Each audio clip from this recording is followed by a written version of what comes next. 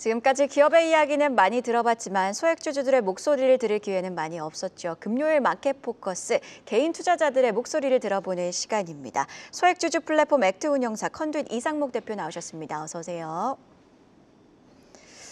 네, 대표님, 저번 주에 이어서 이번 주에도 양도소득세 과세 문제, 그러니까 과세 기준, 대주주 관련 문제가 좀 여전히 뜨거운 상황인데요. 민주당에서는 새로운 정책위원장을 통해서 과세 기준에 대한 논의를 한 것으로 알려졌는데 일단 한 주간의 변동 사항부터 좀 점검을 해볼까요?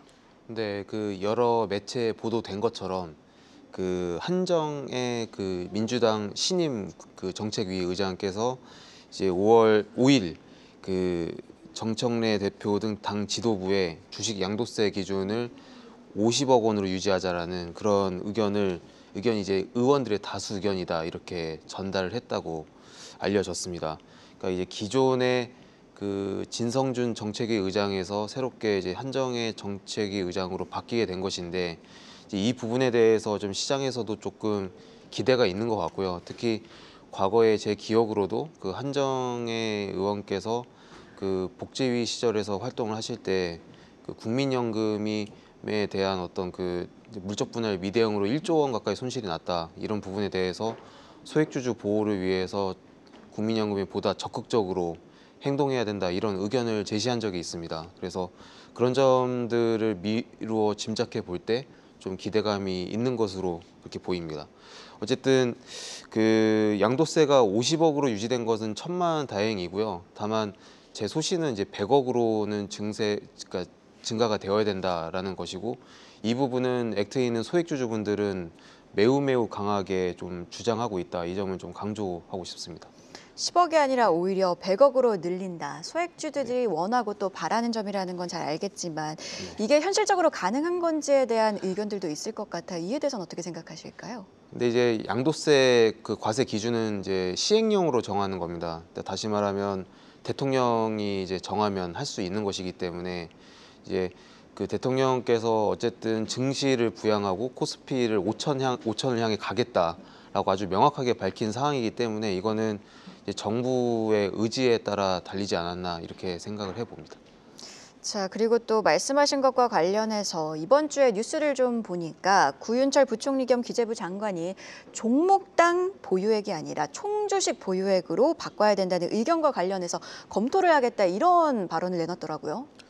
네, 뭐 이 부분 관련해서도 이번 주에 좀 크게 이슈가 됐었죠. 저도 소액주주의 한 사람으로서 이 이야기 들었을 때 사실 귀를 의심을 했던 것 같습니다. 그러니까 이제 좀 요약을 해보자면 방향성의 명백한 오판 아니냐 이런 생각인 거고요. 그러니까 사실 매수가 아닌 매도를 강요하는 정책 방향으로 가는 거 아니냐라는 그런 이제 우려 섞인 시선이 좀 나왔던 것 같습니다. 이게 무슨 말이냐면은 정부 정책의 최우선의 목표는 세제 인센티브를 통해서 이제 주식시장으로 돈이 흘러 들어오도록 유도를 해야 되는 것인데 오히려 규제 측면을 강조하다 보면 결국 250억을 갖고 있는 사람은 주식을 팔아라. 그러니까 더 사라는 정책 방향이 아니라 주식을 팔아라라는 방향으로 들릴 수밖에 없는 것이거든요. 그래서 이런 이야기 자체가 장관의 발언을 통해서 나오게 되면 이제 시장 참여자들은 불안할 수밖에 없기 때문에 이런 부분들도 증시에 악영향일 수밖에 없다는 면에서 소액주주분들의 아쉬움을 사는 것 같습니다. 자, 그런 상황이군요. 말씀하신 논리는 좀 주주 입장에서는 당황스러울 수밖에 없을 것 같기도 한데요. 큰 논란이 되고 있는 상황 속에서 어떤 방향으로 흘러가게 될까요? 일단은 구윤철 장관이 이야기하신 게 이제 한 사람당 평균 종목 수가 5.79개다. 그리고 이제 50억 곱하면 그래서 50억 곱하기 5 하면 이제 250억이라는 논리를 제시한 건데 이제 이 논리에 대해서 뭔가 공감해 줄 수 있는 시장 참여자는 단언코 없다고 말씀을 드릴 수가 있을 것 같습니다.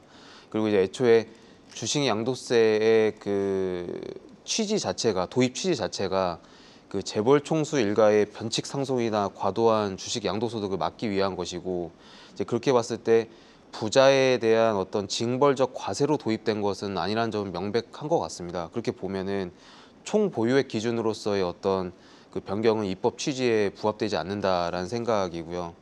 이제 오히려 이런 얘기가 나오다 보니까 그럼 이걸 폐지해야 되는 거 아니냐 이런 이야기가 더 나오게 되는 것 같습니다. 사실 선진국의 경우를 보더라도 대주주 양도세라는 그런 케이스는 찾아볼 수가 없는 것이고요. 미국의 경우를 보자면 1년 이하의 경우에는 1년 이하 보유한 경우 10에서 37%, 그리고 1년 이상을 보유하면 0에서 20%의 우대세율이 적용이 되고요. 일본은 20.315%의 단일세율 등이 이제 적용되고, 뭐 예를 들어서 싱가포르나 홍콩 같은 경우는 양도소득이 아예 비과세입니다. 그래서 이제 좀 글로벌리 보더라도 이제 다른 나라와 비교하더라도 선진국 대비해서 우리나라만 이런 게 있는데, 그러면 있더라도 그러면 한 100억 정도로 하는 게 맞지 10억으로 줄이는 건 절대 안 된다. 거기다가 이렇게 장관께서 이런 250억 이런 총한도 같은 이야기를 하시면 규제의 느낌을 주기 때문에 증시의 악영향이니까 이런 부분들은 좀 발언에 보다 좀 더 신중해지셨으면 좋겠다라는 의견을 말씀드리고 싶습니다. 세법 개정안과 관련해서 최근 글로벌 IB들이 내놓은 증권가 분석을 봐도 좀 우려의 시선이 느껴지기도 하더라고요. 관련 내용도 짚어주시죠. 네, 사실 제가 이제 저번 주에도 이제 이게 개인 독박 과세라는 점을 말씀을 드렸고, 그러면 사실은 거꾸로 말하면 외국인 투자자 입장에서는 이익이거든요. 왜냐하면 나는 세금을 내지 않고 다른 투자자들만 세금을 내면 사실은 나는 세금을 안 내니까 오히려 호재 아니냐 이렇게 생각을 해야 되는데, 의외로 그렇지가 않더라는 겁니다. 오히려 외국인 투자자가 더 이게 잘못됐다라고 비난을 한다는 거고, 그렇게 보면은 이 정책이 얼마나 잘못된 것인가를 좀 반증이라고 생각을 해볼 수 있지 않을까 생각이 들고요. 구체적인 예로 좀 말씀을 드려보자면 시티그룹의 경고를 보자면 코리아 업 프로그램과 180도 반대 방향이다 이런 이야기를 했고, 그래서 신흥 아시아 투자 비중을 중립으로 축소하겠다는 이야기까지 나왔습니다. 골드만삭스의 지적을 또 보자면은 세금 정책 향방의 불확실성이 증가됐다. 여당 내부 이견과 정책 혼선이 우려된다. 이런 이제 우려 섞인 시선을 이야기했고요. 그리고 이제 CLSA의 경우에는 채찍만 있고 당근은 없다. 이런 반시장 정책에 대한 실망감이 있다. 이런 이야기가 나왔습니다. 그래서 어떻게 보면 혜택을 보는 외국인 투자자마저 환영하는 것이 아니라 우려 섞인 시선을 이야기를 하고 있다는 점에서 오히려 이제 리서치 하시는 분들도 보기에 이거는 오히려 외국인 투자자들이 좋아하는 게 아니라 이탈할 것 같은데 라는 이야기를 하는 거고요. 사실 외국인 투자자가 이탈하면 당연히 증시에는 악영향이 있을 수밖에 없기 때문에 주식 투자자들은 환영할 수가 없다. 뭐 이런 입장으로 볼 수 있을 것 같습니다. 언급을 해주신 것처럼 오히려 가장 이익을 볼 수 있는 외국인 투자자마저도 조금 비판을 하고 있는 상황인데, 그렇다면 정부에서 말하는 세수 확보는 좀 어려운 일일까요? 이제 그 논리 때문에 참 이제 저 같은 이제 주식 투자자들이 참 답답한 것 같습니다. 무슨 말이냐면 그래서 거래세를 원복하자고 말씀을 계속 드리고 있거든요. 거래세는 방금 말씀드렸던 어떤 외국인 투자자와 개인 투자자 간의 뭐 독박과세라든지 과세의 형평성 이런 얘기도 없고, 모든 투자자가 거래할 때 거래 금액에 비례해서 세금을 내는 것이기 때문에 사실 증시가 잘 부양되면 거래량이 일반적으로 증가를 합니다. 그러면 거래량이 증가하고 증시가 부양되면 당연히 거래세도 비례해서 늘어날 수밖에 없는 것이거든요. 그러면 사실 세수 확보 측면에서도 굉장히 큰 도움이 되고, 사실 양도세는 제가 계속해서 말씀드리다시피 큰 손이 회피를 하기 때문에, 선제적으로 회피를 하기 때문에 세수 확보의 측면에서 전혀 실익이 없다. 이렇게 보면은 이제는 정부에서도 이 부분에 대해서 현실적으로 효과가 없다라는 점을 빠르게 인정하고 명확한 방향성을 시장에 제시해 주는 게 맞지 않을까라는 생각입니다. 지금 저희가 양도세 대주주 기준에 대해서 계속 이야기를 하고 있는데, 세제 개편안에는 배당소득 분리관세에 대한 내용도 담겨 있고, 지난주에 배당 성향과 함께 35%가 좀 언급이 되면서 시장에서도 여러 이야기가 오갔던 상황입니다. 이 부분에 대해서는 변동사항 없을까요? 네, 최근 일주일 동안 이제 크게 변동사항은 없었던 것 같고요. 아무래도 이제 양도세 부분이 워낙 첨예한 이슈였다 보니까 크게 뭐 변동사항은 없었던 거는 같습니다. 그러니까 이제 세율이 높다는 점은 뭐 지난주에도 말씀을 드렸으니까 뭐 이 부분에 대해서는 굳이 이제 반복할 필요는 없을 것 같은데, 다만 제가 좀 이 자리에서 좀 강조하고 싶은 부분은 이중과세라는 부분일 것 같습니다. 이제 그게 무슨 말이냐 하면은 예를 들어 어떤 한 회사가 100억을 벌었으면 법인세를 예를 들어 22%를 낸다고 가정하면 22억을 내고 나면 78억이 남았는데 이 78억을 배당을 하니까 세금을 한 번 더 부과하게 되는 거거든요.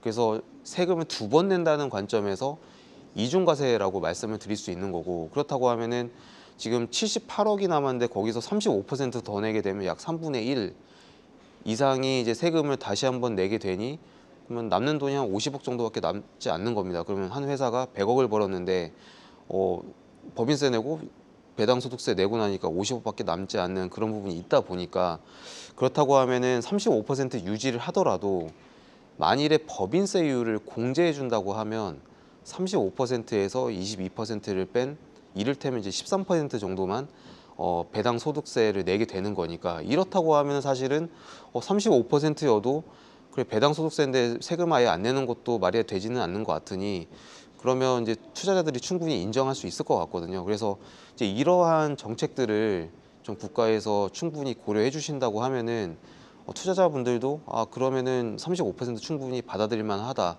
이런 이야기가 나오지 않을까 조심스럽게 제 의견을 말씀드려 봅니다. 네, 세제 개편안과 관련해서 주요 일정도 함께 체크를 해봐야 될 것 같습니다. 아무래도 여러 일정들이 남아있는 상황이다 보니 그 가운데서도 변경 가능성이 있기 때문에 주요 일정들 한번 체크를 해볼까요? 지금 일단 8월 14일에는 입법 예고가 예정되어 있죠?